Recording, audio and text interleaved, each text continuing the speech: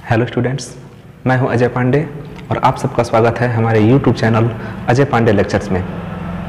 हम लोग केमिस्ट्री में ठोस अवस्था नाम का लेसन पढ़ रहे हैं।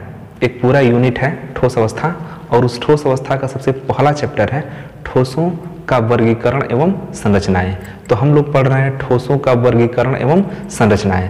तो हम लोगों ने पिछले वीडियो में ठोस क्या है, उसके गुण क्या है, ठोसों का वर्गीकरण पढ़ा था। तो वहाँ पर हमने बताया था कि ठोस को मुख्य रूप से दो भाग में बांटा गया है। जो पहला था वो क्रिस्टलीय ठोस था, दूसरा अक्रिस्टलीय ठोस। क्रिस्टलीय ठोस को हमने बताया था कि इसे वास्तविक ठोस कहते हैं और अक्रिस्टलीय ठोस के बारे में हमने बताया था कि इसे आभासी ठोस कहते हैं। और वहाँ पर हमने इसके गुणों के बारे में भी अध्ययन किया था और उसके साथ साथ इन दोनों प्रकार के ठोसों का उपयोग क्या है इसके बारे में अध्ययन किया था। तो इतना सारा चीज हमने अपने पिछले वीडियो में कवर कर लिया है। इस वीडियो में हम लोगों को पढ़ना है कि क्रिस्टलीय ठोसों का वर्गीकरण क्या है, मतलब कि क्रिस्टलीय ठोसों को कितने भाग में डिवाइड किया गया है, कितने भागों में बांटा गया है। तो आइए इसे शुरू करते हैं। लेकिन इसे शुरू करने से पहले यदि आप हमारे चैनल पर नए हैं तो आप हमारे चैनल को सब्सक्राइब कीजिए, शेयर कीजिए अपने मित्रों के साथ, ताकि उनकी पढ़ाई भी चलती रहे। तो आइए हम लोग पढ़ते हैं क्रिस्टलीय ठोसों का वर्गीकरण, क्लासिफिकेशन ऑफ क्रिस्टलाइन सॉलिड्स। तो क्रिस्टलीय ठोसों को मुख्य रूप से चार भागों में बांटा गया है। क्रिस्टलीय ठोसों को मुख्य रूप से चार भागों में बांटा गया है। जो पहला है वो है आयनिक ठोस। जो पहला है वो आयनिक ठोस है, इंग्लिश में इसको बोलते हैं आयनिक सॉलिड्स। दूसरा है सहसंयोजक अथवा नेटवर्क ठोस। सहसंयोजक अथवा नेटवर्क ठोस, इसको बोलते हैं कोवैलेंट और नेटवर्क सॉलिड्स। तीसरा है आणविक ठोस। तीसरा हमारा क्या है? आणविक ठोस, मॉलिक्यूलर सॉलिड्स। चौथा है धात्विक ठोस, मेटेलिक सॉलिड्स।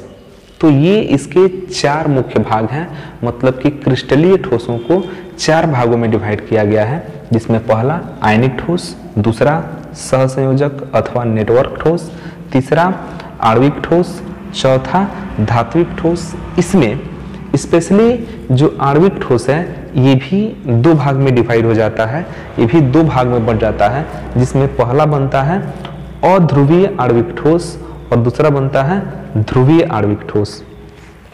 तो अध्रुवीय आणविक ठोस और ध्रुवीय आणविक ठोस, इसके बारे में पूरा हम डिस्कशन करेंगे। तो हम एक क्रमबद्ध तरीके से पढ़ते हैं। जो सबसे पहला हमारा टॉपिक बनेगा वो होगा आयनिक ठोस। तो हम एक एक करके इस पूरे टॉपिक को इस वीडियो के अंतर्गत डिस्कस करेंगे। तो आइए देखते हैं पहला टॉपिक। तो हमारा पहला टॉपिक है आयनिक ठोस, आयनिक सॉलिड्स। तो आयनिक ठोस क्या है? अब यहाँ पर सबसे पहला शब्द आता है आयनिक। आयन क्या होता है? तो हम थोड़ा सा आयन के बारे में पहले बता देते हैं, फिर हम इसके डेफिनेशन को देखेंगे। तो आयन का मतलब समझ लीजिए कि आयन होता क्या है। जैसे मान लीजिए कि सोडियम है, Na, सोडियम का एक परमाणु है और वैसे आप लोग जानते होंगे कि सोडियम का जो परमाणु क्रमांक होता है वो 11 होता है। तो इसका परमाणु क्रमांक है 11। अगर इसका हम इलेक्ट्रॉनिक विन्यास लिखें तो होता है 1s2, 2s2, 2p6, 3s1। आप लोगों को याद होगा इलेक्ट्रॉनिक विन्यास इस तरह से क्लास 11th में हमने पढ़ा था। तो 1s2, 2s2, 2p6, 3s1, मतलब कि पहले कक्षा में 2 इलेक्ट्रॉन, दूसरे कक्षा में 8 इलेक्ट्रॉन, तीसरे कक्षा में 1 इलेक्ट्रॉन, और कुल मिलाकर हो गए 2, 8, 1, मतलब कि 2, 8, 10, 10, 1, 11 इलेक्ट्रॉन इसके पास है। अब कोई भी परमाणु है, किसी भी तत्व का कोई भी परमाणु है, तो वो चाहता क्या है? वो चाहता है अस्थायी संरचना प्राप्त करना। वो चाहता है कि उसका अष्टक क्या हो जाए, पूरा हो जाए और वो अस्थायी संरचना धारण कर ले।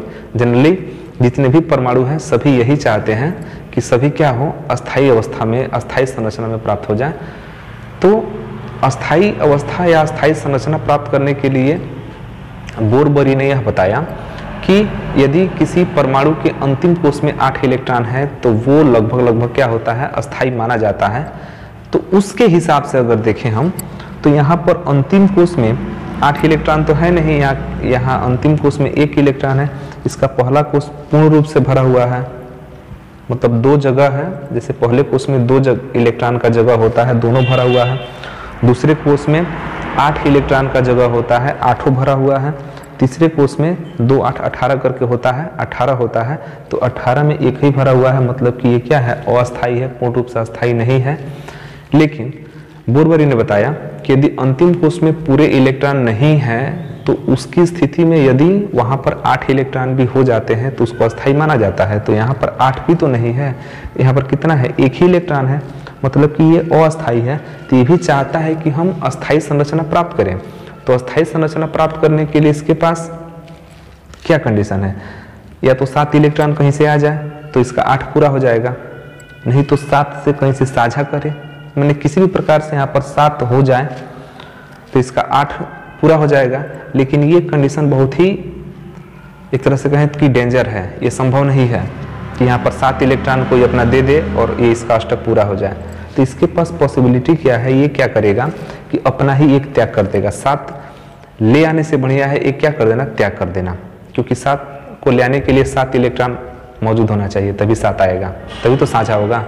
तो यहाँ पर इसका संरचना बिगड़ जाएगा। तो ये क्या करता है कि अपना 1 इलेक्ट्रॉन त्याग कर देता है, और जैसे ही अपना यह 1 इलेक्ट्रॉन अंतिम कोष जो तीसरा कक्षा है वहां से 1 इलेक्ट्रॉन त्याग कर देगा, तो अब ये 1 इलेक्ट्रॉन समाप्त हो जाता है। अब ये 2 8 बच जाता है। तो चूंकि यन ने 1 इलेक्ट्रॉन त्याग किया है तो उसी यन ने पर क्या आ जाता है, 1 प्लस आ जाता है। लेकिन इसका एक और कंडीशन है कि ये तभी त्याग करता है जब इसका इलेक्ट्रॉन कोई ग्रहण करने वाला होगा, और ग्रहण कौन करेगा, जिसके पास 1 इलेक्ट्रॉन की कमी होगी। तो उस प्रकार यह उससे जाके क्या होता है, जुड़ जाता है, और इस प्रकार यह आयन बनाता है। तो यह एन पर जो प्लस चार्ज है, मतलब कि यहाँ पर 1 प्लस का मतलब क्या हुआ है कि 1 इलेक्ट्रॉन दिया है वह, तो इसको हम बोलते हैं कि यह आयन है। तो ऐसा क्रिस्टलीय ठोस जिसके अवयवी कण किस प्रकार हो, धनायन हो और ऋणायन हो, अर्थात कह सकते हैं कि ऐसे क्रिस्टलीय ठोस जिसके अवयवी कण कैसे होते हैं, आयनित होते हैं, आयनिक होते हैं, तो उस ठोस को क्या कहा जाता है, आयनिक ठोस कहा जाता है। और इनकी एक और बड़ी विशेषता है, या ऐसे भी कह सकते हैं कि इनका एक बहुत प्रमुख गुण है कि आयनिक ठोस में जो अवयवी कण होते हैं उस पर धन आवेश भी होता है, ऋण आवेश भी होता है। और फिजिक्स में हम लोगों ने पढ़ा है स्थिर वैद्युत आकर्षण बल, वहां पर बताया गया था कि जब 2 आवेश होते हैं, इसी आयन को फिजिक्स में क्या बोलते हैं, आवेश बोलते हैं, और केमिस्ट्री में क्या बोलते हैं, आयन बोलते हैं, है दोनों एक ही चीज। तो वहां पर बताया गया था कि जब एक धन और एक ऋण, मतलब कि एक धनायन और एक ऋणायन होता है, तो उनमें परस्पर क्या होता है, आकर्षण बल होता है, और उसी को क्या कहते हैं, स्थिर वैद्युत आकर्षण बल।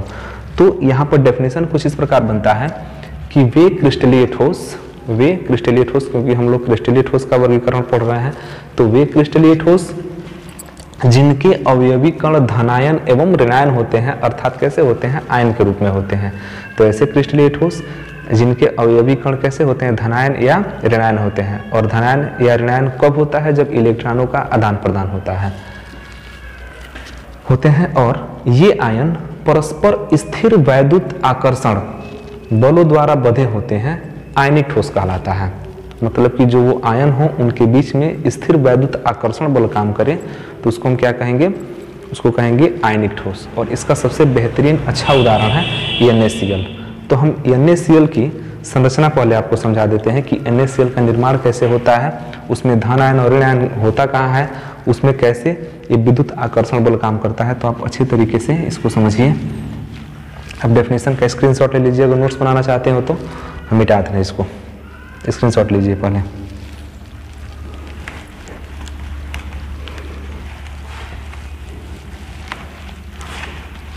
तो इसका सबसे अच्छा उदाहरण है NaCl। अब NaCl का थोड़ा सा हम इसका संरचना देख लेते हैं कि NaCl। तो जैसा कि अभी हमने बताया कि Na के अंतिम कोष में 1 इलेक्ट्रॉन है, क्योंकि इसका पहला कोष अस्थाई, इसका इलेक्ट्रॉनिक विन्यास होता है 2 8 1, जैसा कि अभी हमने निकाला था। इसका परमाणु क्रमांक 11 था, तो Na 2 8 1। अब इसका अंतिम कोष में एक इलेक्ट्रॉन है, तो ये अस्थाई तो है नहीं, ये अस्थाई है। अब ये चाहेगा कि हम क्या हो जाए, अस्थाई हो जाए। तो इसके पास पॉसिबिलिटी क्या है कि ये 7 इलेक्ट्रॉन या तो लेगा, नहीं तो अपना एक इलेक्ट्रॉन करेगा, त्याग करेगा, नहीं तो कुछ व्यवस्था करेगा। लेकिन इसके पास कोई व्यवस्था नहीं बन पा रहा है, ये अपना एक इलेक्ट्रॉन त्यागेगा। लेकिन अगर हम Cl की बात करें तो Cl का होता है 2 8 7, इसका परमाणु क्रमांक होता है 17 2 8 7। अब इसके अगर अंतिम कोष को देखें, चूंकि पहला कोष तो पूर्ण रूप से भरा हुआ है, दूसरा कोष भी पूर्ण रूप से भरा हुआ है, लेकिन तीसरा कोष पूर्ण रूप से नहीं भरा हुआ है, आंशिक रूप से भरा हुआ है, मतलब कुछ इलेक्ट्रॉन इसके पास है। तो तीसरे कोष में जगह कितने का होता है, 18 का होता है। लेकिन 18 इलेक्ट्रॉन नहीं होने की स्थिति में यदि 8 इलेक्ट्रॉन हो जाता है तो उसको अस्थाई माना जाता है। तो 8 के लिए भी तो एक इलेक्ट्रॉन कम पड़ रहा है। तो जब ये दोनों आपस में जुड़ते हैं Na और Cl, तो दोनों की अगर स्थितियों को देखें तो इसके पास एक इलेक्ट्रॉन कम है, इसके पास एक इलेक्ट्रॉन अधिक है। तो ये दोनों की आवश्यकता है, इसकी आवश्यकता है कि एक इलेक्ट्रॉन हम किसी को दे दें, और इसकी आवश्यकता है कि एक इलेक्ट्रॉन कहीं से ले लें, क्योंकि 7 तो ये त्याग करेगा नहीं। तो दोनों की आवश्यकता है, तो दोनों की जब आवश्यकता है तो दोनों क्या होते हैं, परस्पर जुड़ जाते हैं। और जब ये जुड़ेंगे तो इसके अंतिम कोष में 7 इलेक्ट्रॉन हैं, ये इलेक्ट्रॉन आके यहाँ शिफ्ट हो जाएगा, और इसके अंतिम कोष में 8 इलेक्ट्रॉन, ये इलेक्ट्रॉन यहाँ शिफ्ट हुआ, यहाँ से निकल के चला ये यहाँ पर, तो ये 2 8 हो गया, या 2 8 8 हो गया, और इस तरह बन जाता है NaCl। अब इसमें एक लॉजिक है कि Na अपना इलेक्ट्रॉन दिया है, तो जो देता है वो धन आवेशित होता है, धनायन, क्योंकि धनी व्यक्ति ही दे सकता है। तो यहाँ पर यह धनायन है, और जो लेता है, जैसा कि आप जानते हैं, जो लेने वाला ऋणी होता है, तो ये लेता है तो ये ऋणी हो गया, ऋणावेशित हो गया। तो यहाँ पर Na पर प्लस चार्ज आ गया, क्योंकि एक इलेक्ट्रॉन दिया है। चूंकि एक ही प्लस क्यों है, क्योंकि एक इलेक्ट्रॉन दिया है। इस Cl पर एक ही माइनस क्यों है, क्योंकि एक इलेक्ट्रॉन लिया है। तो इस तरह से यहाँ पर आयन का निर्माण हो गया। जो Na है वो धनायन है, Cl क्या है, ऋणायन है। तो ये अब बन गया हमारा आयनिक ठोस, क्योंकि इसमें क्या हो गया, आयन बन गया, एक धन आयन और एक ऋण आयन। तो इसको हम बोलेंगे कि ये आयनिक ठोस है। अब इसमें एक बड़ी विशेषता है कि यह धनायन है, पॉजिटिव चार्ज है, और यह निगेटिव चार्ज है। और फिजिक्स यह बताता है कि जहाँ पर आयन होते हैं, जहाँ पर आवेश होते हैं, वहाँ पर एक प्रकार का या तो आकर्षण बल काम करेगा, नहीं तो प्रतिकर्षण बल काम करेगा। और यह भी बताता है कि यदि विपरीत आयन है, विपरीत आवेश है, जैसे एक पॉजिटिव और एक निगेटिव, तो वहाँ पर आकर्षण बल काम करता है। तो यहाँ पर Na पॉजिटिव, Cl क्या है, निगेटिव है। तो इन दोनों के बीच में एक प्रकार का आकर्षण बल काम करेगा, और इस आकर्षण बल को हम क्या बोलते हैं, स्थिर वैद्युत आकर्षण बल। और इस आकर्षण बल को वहाँ पर कूलाम के नियम से निकाला गया था, तो इसको हम कूलाम्बिक बल भी कहते हैं। तो इस प्रकार आयनिक ठोस काफी क्लियर है कि वह क्रिस्टलीय ठोस जिसके अवयवी कण कैसे हो, धनायन और ऋणायन हो, अर्थात आयनिक हो, और उन आयनों के मध्य परस्पर स्थिर वैद्युत आकर्षण बल कार्य करता हो, उससे उन बलों से बधा होता है। तो ऐसे ठोस को हम क्या कहते हैं, आयनिक ठोस कहते हैं। और इसका सबसे बेहतरीन उदाहरण क्या है, NaCl। जैसा कि आयनिक ठोस का एक जो है चित्र आपकी स्क्रीन पे दिखाई दे रहा है, आप उसको देखकर बेहतर तरीके से समझ सकते हैं। अब बात करते हैं आयनिक ठोस के गुण के बारे में। तो आयनिक ठोस का सबसे इम्पोर्टेंट गुण तो उसके डेफिनेशन में ही था कि इनके अवयवी कण कैसे होते हैं, आयनिक होते हैं, धनायन भी होता है और ऋणायन भी होता है। लेकिन इसका सबसे इम्पोर्टेंट चीज़ इसमें क्या है कि जितना धनायन होता है उतना ही ऋणायन होता है। मतलब कि धनायनों की संख्या ऋणायनों की संख्या की क्या होती है, बराबर होती है। जैसा कि हमने अभी NaCl का उदाहरण लिया था, तो एक Na पर एक प्लस था तो Cl पर एक ही माइनस था। तो इसमें धनायनों और ऋणायनों की संख्या क्या होती है, बराबर होती है। दूसरा है कि ये जो आयनिक ठोस होते हैं ये कठोर होते हैं, कठोर होते हैं, भंगुर होते हैं। कठोर के साथ साथ क्या होते हैं, भंगुर होते हैं। भंगुर का मतलब होता है कि उसको अगर तोड़ा जाए तो वो बिखर जाता है। जैसे कांच होता है, कांच को आप तोड़ेंगे तो टूट के क्या हो जाता है, बिखर जाता है। तो उसको बोलते हैं कि ये भंगुर होता है। तीसरा कि आयनिक ठोसों के गलनांक एवं क्वथनांक क्या होता है, उच्च होता है। आयनिक ठोसों का गलनांक एवं क्वथनांक उच्च होता है, मतलब इसको जब उच्च तापमान पर गर्म करेंगे तब जाकर ये पिघलता है और वाष्प में परिवर्तित होता है। और अगला इंपॉर्टेंट गुण है कि आयनिक ठोसों के जो मध्य में अणु, आयनिक ठोस के जो अणु है, अवयवी कण है, इनके बीच में वैद्युत आकर्षण बल काम करता है जिसको कूलाम्बिक बल कहते हैं। और चौथा इसका गुण है कि आयनिक ठोस, अगर ये ठोस अवस्था में है, आयनिक ठोस को हम द्रव में भी कन्वर्ट कर सकते हैं, लेकिन यदि यह ठोस अवस्था में है तो ठोस अवस्था में जब ये रहता है तो उस कंडीशन में ये विद्युत का कुचालक होता है, मतलब कि विद्युत धारा इसमें प्रवाहित नहीं होती है। लेकिन जैसे ही आयनिक ठोस को पर थोड़ा सा पानी डाल दिया जाता है, या ऐसे कह सकते हैं कि आयनिक ठोस गला हुआ अगर मिल जाए, आयनिक ठोस हो लेकिन थोड़ा सा गला हुआ हो, या उसमें किसी प्रकार की नमी हो, या उसको जल में घोल दिया जाए, तो उस कंडीशन में वो विद्युत का एक अच्छा चालक जैसा काम करता है, मतलब कि अब उसमें विद्युत धारा प्रवाहित होने लगती है। यदि आयनिक ठोस पूरा ठोस है, मतलब कि किसी प्रकार की उसमें नमी नहीं है, तो विद्युत का कुचालक होता है। लेकिन जैसे ही आयनिक ठोस में किसी भी प्रकार से कहीं से भी नमी आ जाए या उसको जल में घोल दिया जाए तो वो विद्युत का चालक हो जाता है। तो ये रहा आयनिक ठोस का गुण। तो हमारा अगला टॉपिक है सहसंयोजक ठोस। हम लोग क्या पढ़ रहे हैं? हम लोग पढ़ रहे हैं क्रिस्टलीय ठोसों का वर्गीकरण। तो क्रिस्टलीय ठोसों के वर्गीकरण में जो सबसे पहला वर्गीकरण हम लोग का था, जो सबसे पहला जो भाग था वो था आयनिक ठोस, और आयनिक ठोस के बाद से अगला टॉपिक है सहसंयोजक ठोस। तो सहसंयोजक ठोस का मतलब, जैसा कि नाम से ही स्पष्ट है, कि एक ऐसा ठोस जिसमें उसके अवयवी कण सहसंयोजक बंधों द्वारा जुड़े हों। अब सहसंयोजक बंध क्या होता है? तो जैसा कि कोई भी अणु जब आपस में जुड़ता है, एनीवन, कोई भी अणु है, कोई भी मॉलिक्यूल है, तो जब वो आपस में जुड़ता है तो दो अणु जब आपस में जुड़ते हैं तो उनके बीच एक बंध का निर्माण होता है। और वो बंध यदि इस प्रकार बने कि दोनों अणुओं के बीच इलेक्ट्रॉनों के साझेदारी से, दोनों अणुओं के बीच इलेक्ट्रॉनों की साझेदारी से अगर कोई बंध बनता है तो वहां पर हम कहेंगे कि वहां पर सहसंयोजक बंध बना है। मतलब कि दो अणु आपस में जुड़ रहे हैं, और मान लीजिए कि पहला अणु, जैसे भी यह एक अणु है और एक यह अणु है, और दोनों आपस में क्या हो रहे हैं? जुड़ रहे हैं। तो ये भी अपना 2 इलेक्ट्रॉन दे रहा है, ये भी अपना 2 इलेक्ट्रॉन दे रहा है, और दोनों मिल के 2 इलेक्ट्रॉनों का साझा करके आपस में जुड़ रहे हैं। तो इस प्रकार का जो बंध बनेगा, साझेदारी के द्वारा जो बंध बनेगा, इसको हम क्या कहते हैं? सहसंयोजक बंध कहते हैं। तो जैसा कि डेफिनेशन इसका होगा कि वे क्रिस्टलीय ठोस जिनके अवयवी कणों के मध्य सहसंयोजक बंध पाया जाता है।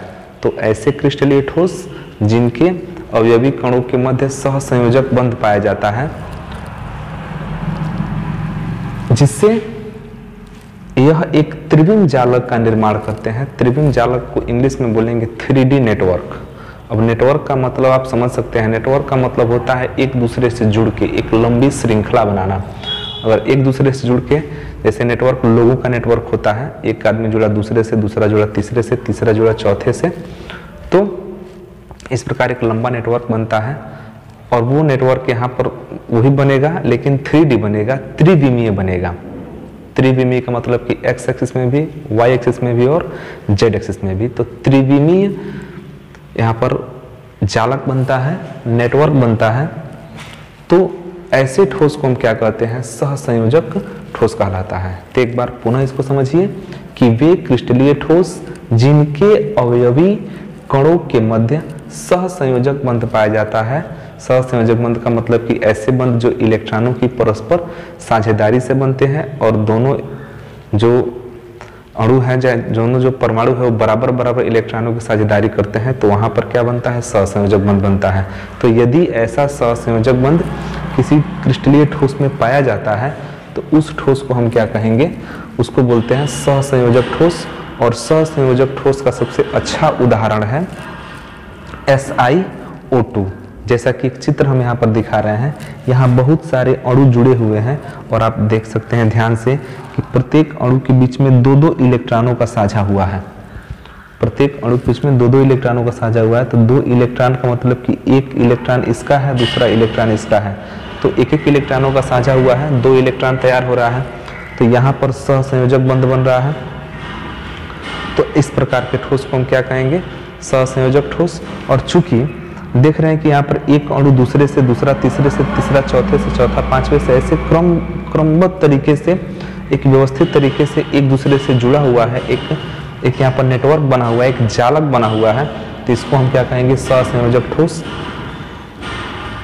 नेटवर्क का मतलब समझ सकते हैं, जैसे कि दीवार है तो दीवार बहुत सारे ईंटों का बना होता है, तो हम कह सकते हैं कि जो दीवार होता है वो ईंटों का नेटवर्क होता है। एक ईंट से दूसरा ईंट, दूसरे ईंट से तीसरा ईंट, तीसरे ईंट से चौथा ईंट। तो जो दीवार होता है वो ईंटों का क्या होता है? एक नेटवर्क होता है, एक जाल होता है। तो हम दीवार को कह सकते हैं कि वो सहसंयोजक ठोस है। कह सकते हैं, एग्जैक्टली नहीं है, एक हम उदाहरण ले रहे हैं कि दीवार को क्या कह सकते हैं कि वो एक सहसंयोजक ठोस है, क्योंकि उसमें जो जाल बना हुआ है वो किसका बना हुआ है? ईंटों का बना हुआ है। अब आप उदाहरण में दीवार नहीं लिख सकते हैं, आप उदाहरण में क्या लिखेंगे? यही लिखेंगे SiO2। और एक चित्र आपके स्क्रीन पे दिखाई दे रहा है, तो यह चित्र जो है ये सहसंयोजक ठोस का सबसे बेहतरीन उदाहरण है। अब बात करते हैं सहसंयोजक ठोस के गुण के बारे में। तो सहसंयोजक ठोस का जो सबसे महत्वपूर्ण गुण होता है वो यह होता है कि इसका गलनांक जो है बहुत हाई होता है, इसका मेल्टिंग पॉइंट बहुत ही हाई लेवल में होता है, इसका गलनांक उच्च होता है। लेकिन इसकी एक और विशेषता होती है कि इसमें कुछ एलिमेंट, कुछ तत्व तो ऐसे भी होते हैं, कुछ सहसंयोजक ठोस ऐसे भी होते हैं कि उनका गलनांक तो उच्च होता है, लेकिन कुछ ऐसे भी होते हैं कि जो अपने गलनांक से पहले ही अपघटित हो जाते हैं, मतलब कि गलने से पहले ही वो 2 या 2 से अधिक भागों में क्या होते हैं? टूट जाते हैं। तो उनको हम क्या करते हैं? उनको वायु की अनुपस्थिति में गर्म करना पड़ता है, तब जाकर वो पिघलता है। तो सबसे ये महत्वपूर्ण गुण इसका है। और यही जो है एक तरह से देखें तो कंपटीशन में ये पूछा जाता है, क्योंकि यूपी बोर्ड सिलेबस के लिए ये गुण बहुत ज़्यादा मायने नहीं रखता है। गुण जो है कॉम्पिटिटिव की दृष्टि से बहुत इंपॉर्टेंट है। तो सबसे पहला गुण है कि जो सहसंयोजक ठोस होता है उसका गलनांक उच्च होता है। और गलनांक उच्च क्यों होता है? ये भी एक तरह का प्रश्न बनता है कि गलनांक उच्च क्यों होता है। तो सबसे आसान सा इसका जवाब होगा कि 3D संरचना के कारण, त्रिविमीय संरचना के कारण इसका गलनांक उच्च होता है। क्योंकि अगर पूछ देगा, ऑब्जेक्टिव क्वेश्चन बनता है, पूछ देगा कि सहसंयोजक ठोस का गलनांक उच्च क्यों होता है और 4 ऑप्शन दे देगा, तो उसमें आपको ध्यान देना है कि 3D स्ट्रक्चर के कारण, त्रिविमीय संरचना के कारण इसका गलनांक उच्च होता है। लेकिन इसमें कुछ पदार्थ ऐसे भी होते हैं जो अपने गलने से पहले ही क्या होते हैं? अपघटित हो जाते हैं, टूट जाते हैं। ये तो हुआ पहला गुण। दूसरा इसका महत्वपूर्ण गुण है कि चूंकि इसमें सहसंयोजक बंध बन रहा है, मतलब कि इलेक्ट्रॉनों के साझेदारी के द्वारा जो बंध बन रहा है, तो यहाँ पर मुक्त इलेक्ट्रॉनों की कमी है। मुक्त इलेक्ट्रॉन मान लीजिए कि है ही नहीं। और जहाँ जिस भी पदार्थ में, जिस भी ठोस में मुक्त इलेक्ट्रॉन नहीं होते हैं, वो पदार्थ जो है विद्युत एवं ऊष्मा का कुचालक होता है। तो यहाँ पर इसकी एक और सबसे इम्पोर्टेंट विशेषता है, एक और इसका अच्छा गुण है कि जितने भी सहसंयोजक ठोस होते हैं वो सब के सब क्या होते हैं? कुचालक होते हैं। और अगर इसका कोई कारण पूछे तो इसका कारण यही है कि इसमें मुक्त इलेक्ट्रॉनों की अनुपस्थिति होती है, जिसके कारण ये अचालक होते हैं। मुक्त इलेक्ट्रॉनों की अनुपस्थिति क्यों होती है? क्योंकि यहाँ पर सहसंयोजक बनता है, सहसंयोजक बंध बनता है। तो यहाँ पर सहसंयोजक बंध बनने के कारण मुक्त इलेक्ट्रॉनों की अनुपस्थिति होती है।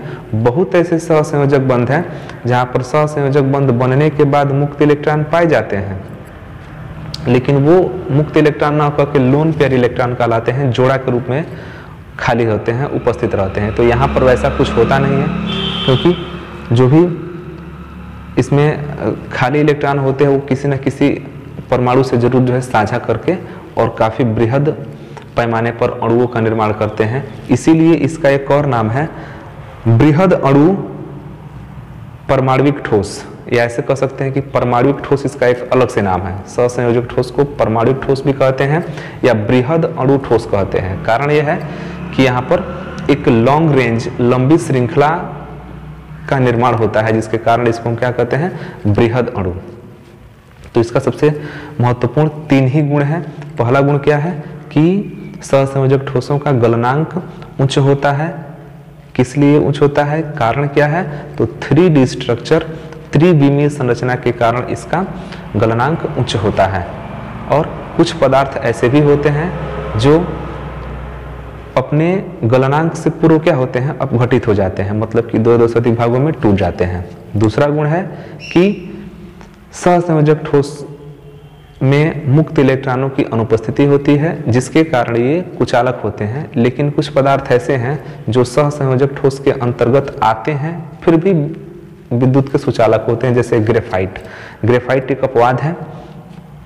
तो ये भी एक तरह से इंपॉर्टेंट क्वेश्चन बनता है कि वह कौन सा सहसंयोजक ठोस है जो विद्युत का सुचालक होता है, तो उसमें ग्रेफाइट आता है। क्योंकि ग्रेफाइट सहसंयोजक ठोस में आता जरूर है, लेकिन इसके कुछ नियमों का पालन नहीं करता है। जैसे कि सहसंयोजक ठोस विद्युत के कुचालक होते हैं, लेकिन उसी में ग्रेफाइट जो है विद्युत का सुचालक होता है। और तीसरा, इसमें 3D संरचना होती है और अणु एक दूसरे से जुड़कर एक लंबा नेटवर्क, एक लॉन्ग रेंज का नेटवर्क बनाते हैं, जिसके कारण इसको बृहद अणु ठोस कहते हैं या परमाणविक ठोस कहते हैं। अब बात करते हैं आणविक ठोस के बारे में। तो हमारा अगला टॉपिक है आणविक ठोस, मॉलिक्यूलर सॉलिड्स। तो आणविक ठोस क्या होता है कि वे क्रिस्टलीय ठोस जिनके अवयवी कण अणु के रूप में होते हैं। वैसे तो सभी जितने भी ठोस है सब तो अणु से ही मिलकर बना है, लेकिन इसमें स्पेशली क्या है कि अब इसमें सहसंयोजक बंध हो भी सकता है, नहीं भी हो सकता है, आयन हो भी सकता है, नहीं भी हो सकता है। तो इसमें कोई ये आयन वाला और सहसंयोजक बंध वाला कोई कंडीशन नहीं रहेगा। तो ऐसे ठोस जिनके अवयवी कण किस रूप में उपस्थित होता है, अणु के रूप में उपस्थित होता है, परमाणु के रूप में उपस्थित नहीं होता है, अणु के रूप में उपस्थित होता है, तो ऐसे ठोस को हम क्या कहते हैं, आणविक ठोस कहते हैं। और इसमें जो इसका अच्छा एग्जाम्पल है वो है हाइड्रोजन H2 अणु है। हाइड्रोजन वैसे सिंगल होता है, इसके पास एक इलेक्ट्रॉन होता है। तो क्या करता है कि चूंकि इसके पास इसका परमाणु क्रमांक 1 होता है, मतलब पहले कक्षा में सिर्फ एक ही इलेक्ट्रॉन होता है, तो इसको अस्थायी होने के लिए एक इलेक्ट्रॉन की आवश्यकता पड़ती है। तो क्या करता है कि 2 हाइड्रोजन आपस में यह बंध बना लेते हैं और ये बन जाते हैं H2। तो अब इनको कहेंगे कि ये अणु है, लेकिन H अगर अकेले है तो उसको हम कहेंगे कि क्या है, परमाणु है। तो जैसे हाइड्रोजन है, अगर ठोस अवस्था में है, वैसे तो गैस अवस्था में पाया जाता है, लेकिन यदि आप इसको ठोस अवस्था में कन्वर्ट कर लें तो किस प्रकार के ठोस में आएगा, आणविक ठोस में आएगा। सामान्य रूप से तो हमेशा ये गैस अवस्था में ही पाया जाता है, लेकिन यदि आप उसको ठोस अवस्था में कन्वर्ट कर लेते हैं चाहे किसी भी प्रकार से, तो उसको हम कह देंगे कि ये आणविक ठोस है। क्लोरीन हो गया, CCl4 कार्बन टेट्राक्लोराइड हो गया, और HCl भी हो गया। लेकिन जैसा कि हमने जब वर्गीकरण किया था तो वहां बताया था कि आणविक ठोस 2 प्रकार का होता है। एक होता है अध्रुवीय आणविक ठोस और दूसरा होता है ध्रुवीय आणविक ठोस। तो अब यहाँ पर अध्रुवीय और ध्रुवीय में क्या डेफिनेशन है, तो यहाँ पर हम एक उदाहरण से समझाएंगे। जैसा कि हमने बताया है H हाइड्रोजन, तो हाइड्रोजन के पास अंतिम कोष में एक इलेक्ट्रॉन, ये भी अंतिम कोष में एक इलेक्ट्रॉन, और ये आपस में साझा करके क्या बना लेते हैं, H2। यहाँ पर लिख सकते हैं H सिंगल बॉन्ड H। यहाँ पर बना है सहसंयोजक बंध। लेकिन इसकी एक विशेषता है कि अगर दोनों हाइड्रोजन अलग अलग होना चाहे तो आराम से अपना एक एक इलेक्ट्रॉन लेकर क्या हो जाएगा, अलग हो जाएगा। यहाँ पर कोई दिक्कत नहीं होगी अलग करने में। मतलब कि यहाँ पर किसी भी प्रकार का निगेटिव पॉजिटिव या ऐसे आयन बनने की कोई संभावना नहीं बन रही है। आराम से दोनों जुड़ा है, फिर अलग होगा तो आराम से अलग हो जाएगा। तो ऐसे हम क्या बोलेंगे इसको, अध्रुवीय आणविक ठोस। और अध्रुवीय आणविक ठोस का जो अणुओं के बीच में जो लगने वाला वांडर वाल बल होता है, वांडर वाल्स बल, वो काफी कमजोर होता है। तो आसानी से क्या होते हैं, ये टूट जाते हैं। तो अध्रुवीय अणुओं के मध्य जो लगने वाला वांडर वाल्स बल होता है वो क्या होता है, दुर्बल होता है, कमजोर होता है, तो आसानी से क्या होते हैं, टूट जाते हैं, अपना अपना अपना इलेक्ट्रॉन ले क्या हो जाएगा, अलग हो जाएगा। CCl4 का भी कुछ ऐसा ही है, Cl2 का भी कुछ ऐसा ही है। CCl4 जैसे इस तरह से होता है, चारों ओर एक एक क्लोरीन होता है, एक एक इलेक्ट्रॉन का साझा किया है, लेकिन जैसे इसको टूटना होता है, अलग होना होता है, तो आराम से क्लोरीन और कार्बन अपना अपना इलेक्ट्रॉन ले क्या हो जाते हैं, अलग हो जाते हैं। तो यहाँ पर किसी भी प्रकार का ये नहीं है कि यह इस पर हावी हो गया कि नहीं हम तुमको अलग नहीं होने देंगे, तो ऐसी कुछ बात नहीं है। तो इसको हम बोलते हैं अध्रुवीय आणविक ठोस। कारण क्या है कि इसके अंदर जो यहाँ पर क्लोरीन और कार्बन के बीच में जो लगने वाला आकर्षण बल है, जिसको वांडर वाल बल कहते हैं, तो वो कमजोर होता है।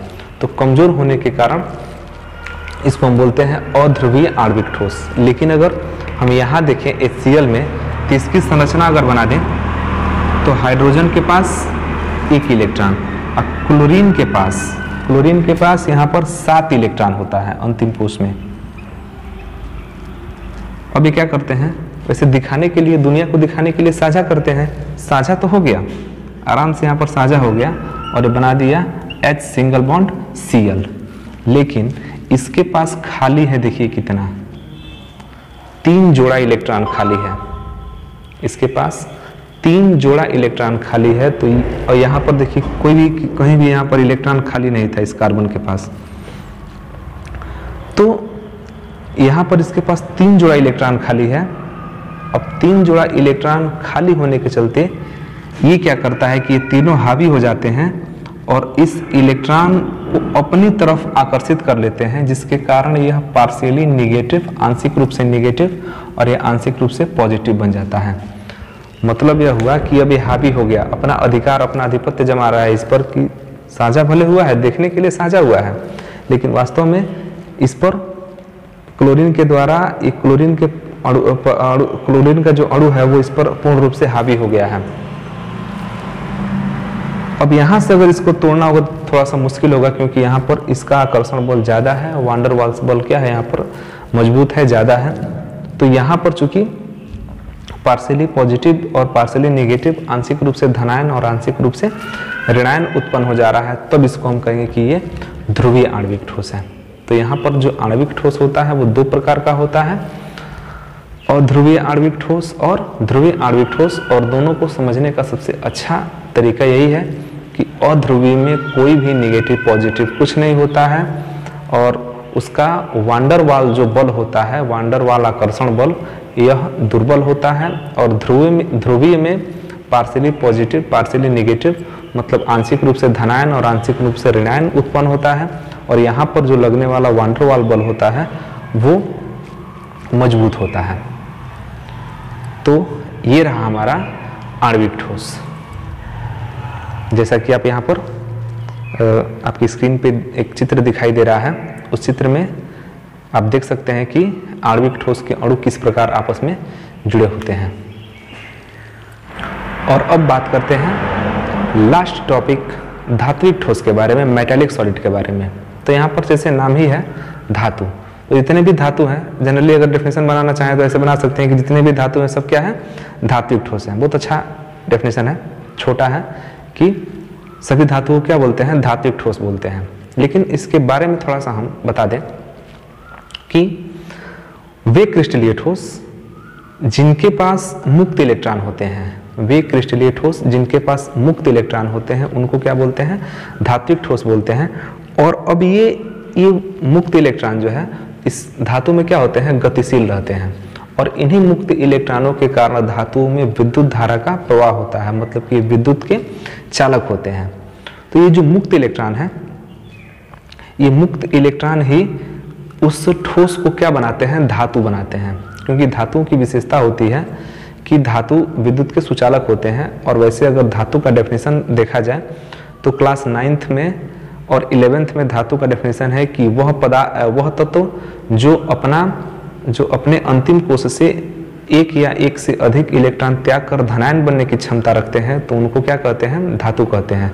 तो धनायन कब बनने की क्षमता रखते हैं, जब उनके पास मुक्त इलेक्ट्रॉन, अतिरिक्त इलेक्ट्रॉन होते हैं, खाली इलेक्ट्रॉन होते हैं, तो धनायन बनने की क्षमता रखते हैं। और उन्हीं पदार्थों को हम क्या बोलते हैं, धातु बोलते हैं। और धातु, अधिकांश धातु केवल पारा को छोड़ दिया जाए तो अधिकांश धातु ठोस अवस्था में पाए जाते हैं। पारा ही एक ऐसा धातु है जो द्रव अवस्था में पाया जाता है। ये भी एक तरह से देखें तो अपवाद है। और कोई भी धातु गैस अवस्था में जनरली पाया नहीं जाता है, आप कन्वर्ट कर सकते हैं किसी विधि द्वारा, वो अलग बात है। लेकिन धातु सामान्यतः सभी ठोस अवस्था में पाया जाता है और सभी धातुएं विद्युत एवं ऊष्मा की क्या होती हैं, सुचालक होती हैं। और इसके सुचालक होने का मुख्य कारण क्या है, विद्युत का सुचालक होने का मुख्य कारण क्या है कि धातुओं के पास मुक्त इलेक्ट्रॉन होता है और वो मुक्त इलेक्ट्रॉन के द्वारा ही आवेश का प्रवाह होता है, और जब आवेश प्रवाह होगा तो वहाँ पर विद्युत धारा प्रवाहित होती है। तो ये रहा हमारा क्रिस्टलीय ठोसों का वर्गीकरण। और जैसा कि आप जानते हैं कि धात्विक जो ठोस होता है वो वास्तव में धातु है और धातु से लंबे लंबे तार भी खींचे जाते हैं, जिसको हम कहते हैं आघात वर्धनीयता का गुण। और धात्विक ठोस का एक अच्छा गुण भी है कि उसको पीटने पर क्या होता है, वो फैलता है, वो टूटता नहीं है। धातुओं को पीटने पर क्या होता है, फैलता है। और वही अगर आयनिक ठोस की बात करें तो आयनिक ठोस को पीट देंगे तो भंगुर होता है, बिखर जाता है। तो ये रहा हमारा क्रिस्टलीय ठोस का वर्गीकरण। और ये वीडियो आपको कैसा लगा आप हमें कमेंट बॉक्स में जरूर लिखकर बताएं। और यदि आप हमारे चैनल पर नए हैं तो चैनल को सब्सक्राइब कीजिए और बेल आइकन को जरूर दबाएं ताकि हमारे आने वाले नए वीडियो की नोटिफिकेशन आपके पास तुरंत पहुंचे।